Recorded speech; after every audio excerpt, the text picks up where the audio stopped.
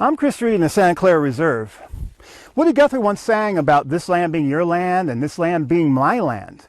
But a dispute over who owns this public land is back in session.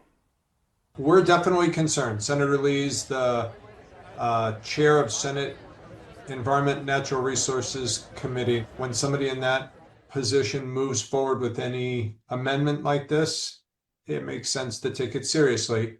Steve Block of the Southern Utah Wilderness Alliance is referring to a report in Politico that Senator Mike Lee said yes when asked if he would revive a proposal to sell public land in southern Utah. That proposal didn't survive the House.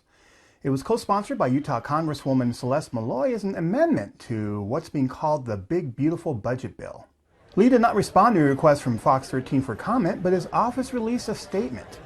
Among other things, it said Lee remains committed to advancing Western priorities and ensuring that those who live closest to the land have a voice in how it's managed. Advocates like Block say selling off public lands will be a detriment to those who live and come to southern Utah for the great outdoors. If you're over in Santa Clara and you want to go to the Santa Clara River Reserve, those trailheads may no longer be public land. And so they might, there could be a fence across it that says no access. There could be fees that are charged. It's not clear if an amendment from Lee would use the same map as Malloy's. She previously told Fox 13 the proposal is designed to sell much of the acreage to the Washington County Water Conservancy for pipelines as part of a water storage and reuse system. Washington County is over 80% federal land. So in order for the cities and towns in Washington County to be able to function, sometimes we have to move borders on the federal land to create connectivity.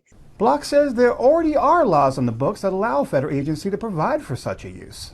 Management plans in place for Washington County, for example, that the Bureau of Land Management has prepared that identify certain tracts of land as a starting point for discussion about land disposal. From Santa Clara, Chris Reed, Fox 13 News, Utah.